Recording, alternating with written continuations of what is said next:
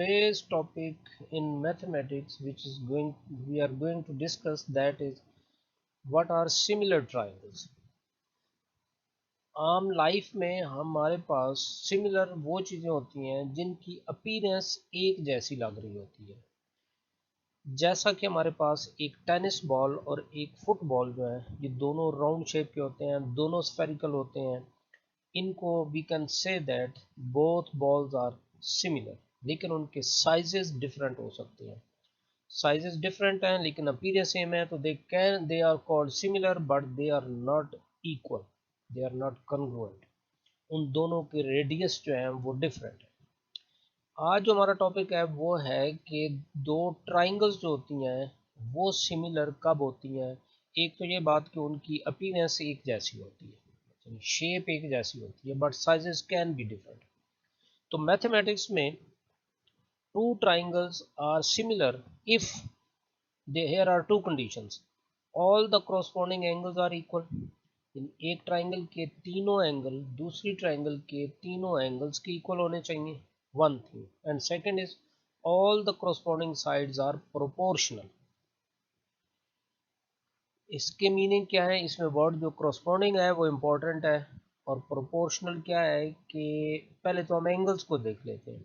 Angle P is congruent to angle A, यानी ये एक लाइन लगी हुई है, एक डैश लगी हुई है, तो angle A, these are corresponding angles. इस ट्राइंगल का नाम ABC है, इसका PQR है, तो फर्स्ट एंगल A, इसका फर्स्ट एंगल P, ये अगर इक्वल है, Q जो है सेकेंड एंगल B की इक्वल है, और थर्ड C जो है वो R की इक्वल है। ये तीनों एंगल्स इक्वल शो किए हुए हैं, तो फर्स्ट कंडीशन सेटिस्फाइड है। दूसरी ये चेक करते हैं कि इसकी फर्स्ट साइड PQ, इसकी फर्स्ट साइड AB, इन दोनों की रेशो, ये PQ ओवर AB, ये देखें जी, PQ है जो वो N है over KN, is equal to दूसरी सेकंड साइड इसकी QR, इसकी KL, L ओवर KL, ये लिखी हुई है हमारी सेकंड साइड। और थर्ड जो है M ओवर KM, इन तीनों को, ये N N से कैंसिल हो सकता है, M M से और L L से, तो आंसर क्या आ जाएगा, 1 ओवर K। मीन्स ये तीनों रेशोज का जो आंसर है, जो वैल्यू है वो सेम आ रही है। तो जब तीन रेशो इक्वल होती हैं, दो रेशियो इक्वल हो तो उनको प्रोपोर्शनल बोलते हैं, तीन हो जाए तो तब भी they are called proportional. All the corresponding sides are proportional means उनकी साइड्स की रेशो जो है, corresponding साइड्स की रेशो वो इक्वल है। तो two triangles are similar when all the angles are equal and all the corresponding sides are proportional. So then we will say these two triangles are called similar. अब हमारे पास दो triangles को similar check करने के लिए हमारे पास तीन test हैं। अगर उनमें से एक भी वैलिड हो जाए, एक एक रूल भी उस पर अप्लाई हो जाए, तो then both triangles are called similar. जैसा कि हमारे पास फर्स्ट दो ट्राइंगल्स हैं, एक का नाम ABC है और सेकंड PQR है।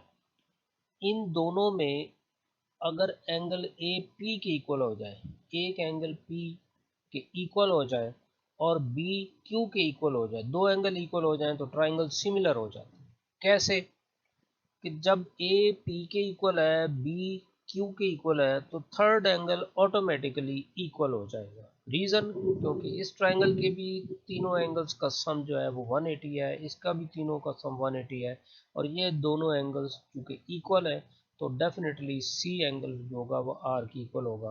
तो जब तीनों एंगल्स इक्वल हो जाएं, तो it means both triangles are similar, तो उनकी साइड्स की रेशो डेफिनेटली इक्वल होगी। अब अगर ये कंडीशन नहीं है, ये कंडीशन अप्लाई हो जाए, ये जो सेकंड है, इन ऐसी दो ट्राइंगल्स पे, तो फिर भी ट्राइंगल्स जो है वो कन्ग्रुएंट हो जाती है। एक ट्राइंगल ABC है और सेकंड PQR है। अगर AB over PQ, ABN PQ over KN, यानी ये N over KN, second is L over KL and third is M over KM, तीनों साइड्स की रेशो ये लिखी हुई है। अगर ये इक्वल हो जाए तो हमारे पास ट्राइंगल्स जो होती हैं वो सिमिलर हो जाती हैं। यानी जो test for similarity between two triangles है उनमें से एक प्रॉपर्टी ये है, एक टेस्ट ये है कि अगर दो एंगल इक्वल हो जाए तो थर्ड ऑटोमेटिकली इक्वल हो जाता है, तो ट्राइंगल्स सिमिलर हो जाती हैं। इसी तरह अगर तीनों साइड्स की रेशो, तीनों साइड्स की करस्पॉन्डिंग साइड्स की रेशो सेम हो, प्रोपोर्शनल हो, तो फिर भी ट्राइंगल्स जो होती हैं वो सिमिलर हो जाती हैं। अब हम थर्ड टेस्ट चेक करते हैं। वो ये है कि अगर हमारे पास इन दो ट्राइंगल्स में ए बी साइड और पी क्यू साइड इसकी रेशो और बी सी और क्यू आर इसकी ratio, A B over P Q, B C over Q R, इन दोनों की रेशो बनती है 1/k। एक तो ये दो साइड्स की रेशो सेम हो और उन दोनों साइड्स की जो इंक्लूडेड एंगल है, जहाँ पे Q है और यहाँ पे B है, ये इक्वल हो जाए। यानी दो साइड्स की रेशो इक्वल और उनका इंक्लूडेड एंगल इक्वल, तो then again both triangles are called similar triangles. तो हमारे पास दो ट्राइंगल्स को सिमिलर प्रूव करने के लिए तीन टेस्ट मौजूद हैं। अब ये क्वेश्चन है कि check the pair of triangles are similar और नॉट।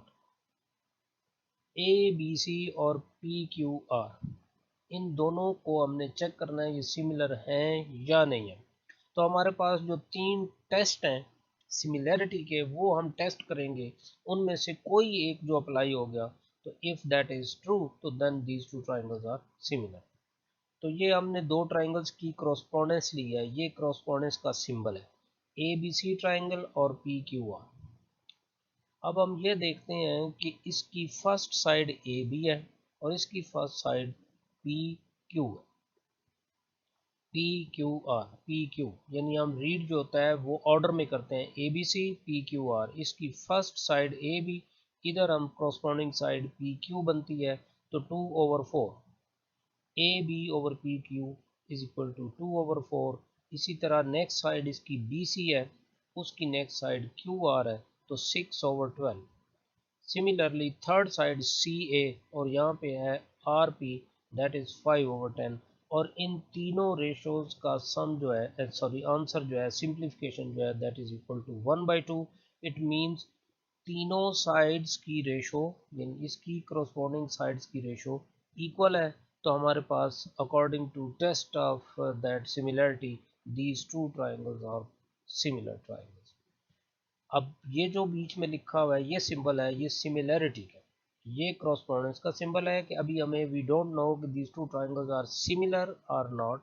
तो now we have proved that these two triangles are similar. तो अब हमने ये सिंबल चेंज कर दिया है, तो it means triangle A B C is similar to triangle P Q R. अब हम एक और क्वेश्चन लेते हैं। Check the pair of triangles are similar और not. These two triangles are similar. ABC is similar to JKL. Reason is this. First side is AB. इस triangle का क्या नाम है? JKL. JKL ABC. इसकी फर्स्ट साइड AB है, इसकी first side JK है, तो 5/10 रेशो ले ली हमने। और दूसरी साइड है इसकी, ये जो साइड है जे एल, और यहाँ पे बनती है ए सी करस्पॉन्डिंग साइड, तो that is equal to 3.5/7। 5/10 that is 1/2। A C over J L 3.5/7, this is again 1/2। It means इन दो, इस साइड और इस साइड की रेशो इस और इस साइड की रेशो के इक्वल है, और इन दोनों साइड्स का इंक्लूडेड एंगल भी इक्वल है, यानी ए एंगल जे के इक्वल है। तो जब दो साइड्स की रेशो सेम हो और इंक्लूडेड एंगल इक्वल हो, तो again these two triangles are similar triangles. ये भी हमारे पास एक टेस्ट है। अब हम थर्ड क्वेश्चन देखिए जी, ये उन दोनों से थोड़ा सा डिफरेंट आ गया है। Find the lengths of the unknown sides marked with letters in the following figure. ये एक फिगर दी हुई है, इसमें कुछ अननोन वेरिएबल्स गिवन है जो साइड्स को शो कर रहे हैं, लेंथ को शो कर रहे हैं। तो all lengths are in centimetres, तो हमने वो फाइंड करनी है।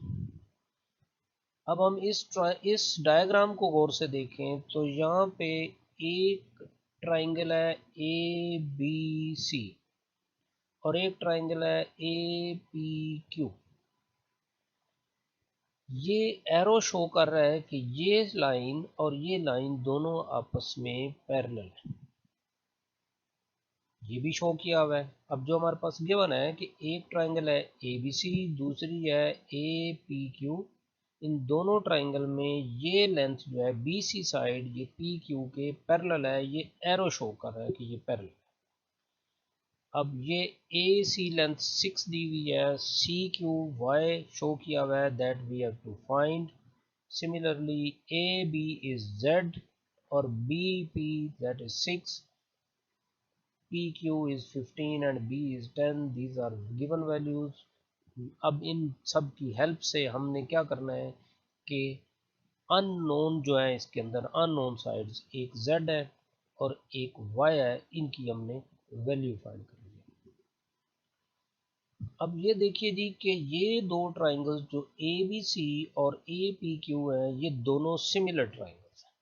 अब ये सिमिलर कैसे हो गई, पहले इसको हम चेक करते हैं। सिमिलैरिटी टेस्ट हमारे पास क्या है कि एक ट्राइंगल के अगर तीनों एंगल दूसरी के तीनों एंगल्स की इक्वल हो जाए तो ट्राइंगल्स सिमिलर हो जाती है। अब ये देखिए जी ए एंगल जो है ये इन दोनों में से किस ट्राइंगल का एंगल है, ये ए बी सी का भी है और ए पी क्यू का, दोनों का कॉमन एंगल है। ये लिखा हुआ है कि ये कॉमन एंगल है, एक एंगल ये इक्वल।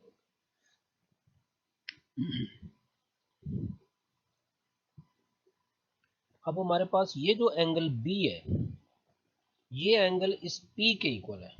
अब उसकी रीजन देखनी है। दिस एंगल बी, इसको हम ए बी सी एंगल भी रीड कर सकते हैं या इसको सी बी ए भी रीड कर सकते हैं, और P एंगल को ए पी क्यू या Q P A, both are one and the same thing. Single B और इसको सिंगल पी भी बोल सकते हैं। अब ये एंगल इसकी इक्वल क्यों है, ये बी सी और पी क्यू शो की हुई हैं कि ये हमारे पास पैरेलल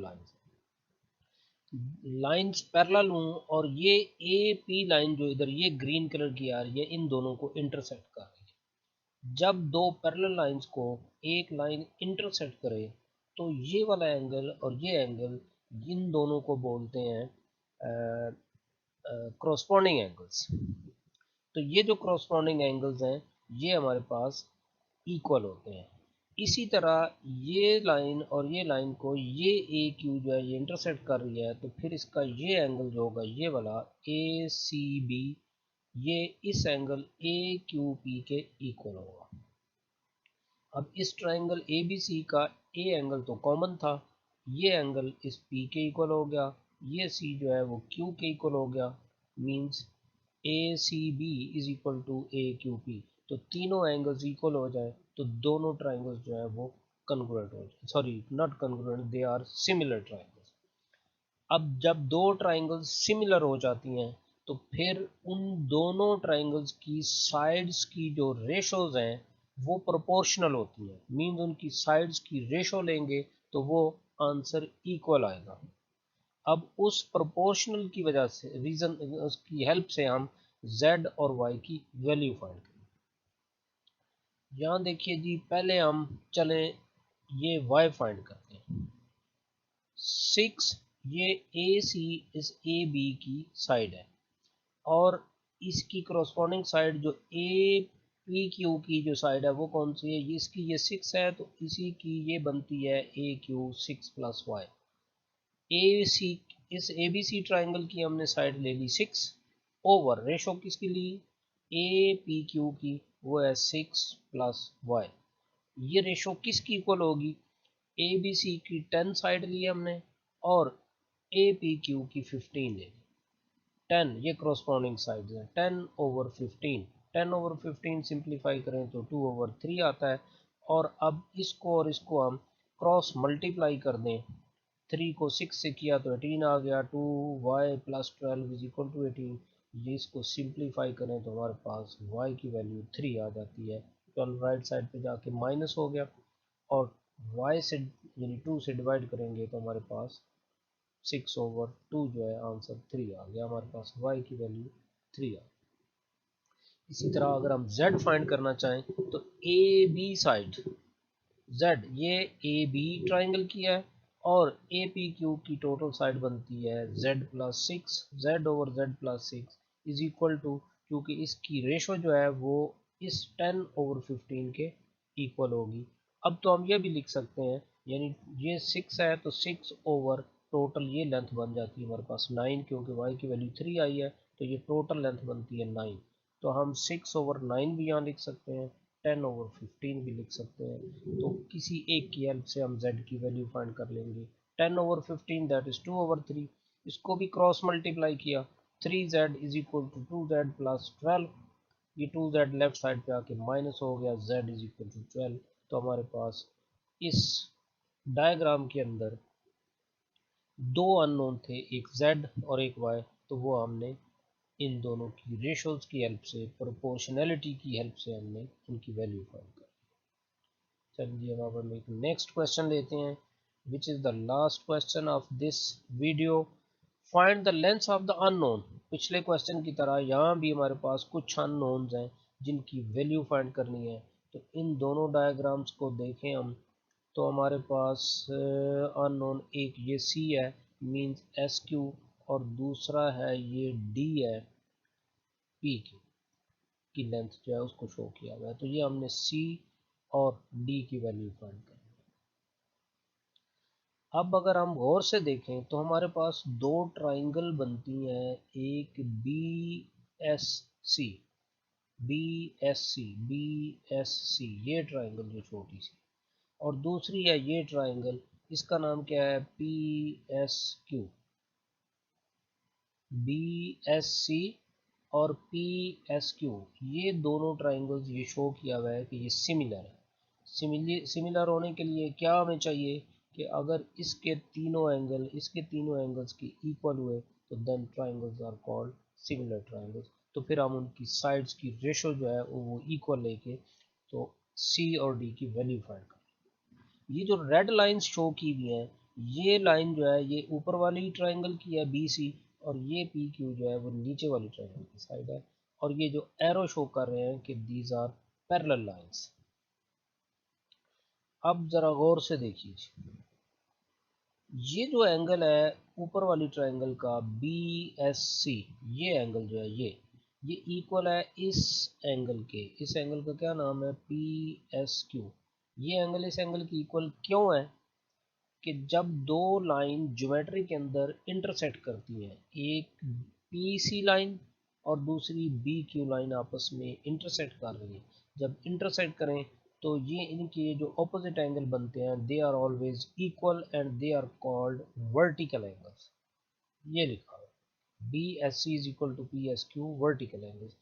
इस ऊपर वाले ट्राइंगल का ये एंगल इसकी इक्वल, वैसे तो ये एंगल इसके भी इक्वल हो जाता है, these are opposite angles, but at this time we don't need these two angles, हमें इसकी और इसकी ज़रूरत है, तो दैट्स वाई ये एंगल इसकी इक्वल है।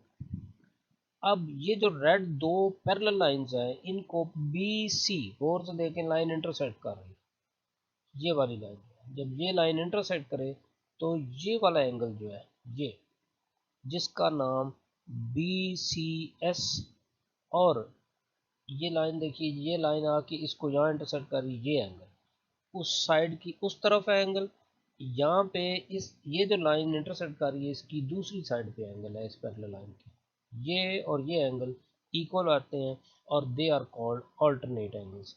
ये लिखा हुआ है बी सी एस, ये वाला एंगल जो है ये इक्वल है इस एंगल के, इसका नाम क्या है, Q P S, and these are called alternate angles।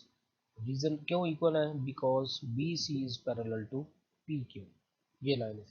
Similarly ये वाला जो एंगल है, ये लाइनें पैरेलल थी और अब इस तरफ से ये एक बी क्यू लाइन आ रही है जो इंटरसेक्ट कर रही है, तो इसका ये एंगल इसको कैसे रीड करेंगे, एस बी सी, और इस एंगल को कैसे रीड करेंगे, एस क्यू पी।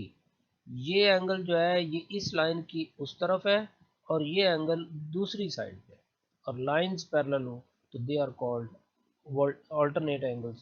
तो दैट्स वाई इस ट्राइंगल के बी एस सी और पी एस क्यू के तीनों एंगल आपस में इक्वल है। It means both triangles are similar triangles. जब ट्राइंगल सिमिलर हो जाती हैं तो फिर हम उनकी साइड्स की रेशो जो है वो इक्वल ले सकते हैं, बिकॉज उनकी जो साइड्स की रेशो है वो प्रोपोर्शनल हो जाती है।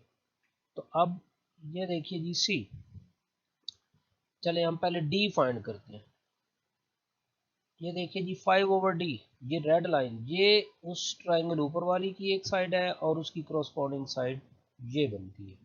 अब करस्पॉन्डिंग कैसे पता चलता है, ये कौन से दो एंगल इक्वल थे, ये एंगल इसकी इक्वल, उस एंगल की ऑपोजिट साइड 5, इसका जो इक्वल एंगल था उसकी ऑपोजिट साइड ये, तो ये आपस में करस्पॉन्डिंग साइड्स बनती है। तो 5/d इज इक्वल टू, अब इस ट्राइंगल की एक ये साइड है 4 और इस नीचे वाली ट्राइंगल की 8, 4/8 के इक्वल, ये रेशो इक्वल लिखी। तो 4/8 क्या होता है, चाहे हम इनको क्रॉस मल्टीप्लाई कर दें चाहे 1/2 लिख लें, तो यहाँ से d की वैल्यू हमारे पास 10 आ जाती है सिंप्लीफाई करने से। सिमिलरली हम c फाइंड करना चाहते हैं, तो इस ऊपर वाले ट्राइंगल की साइड ली 2 और इसकी ले ली हमने c, 2/c।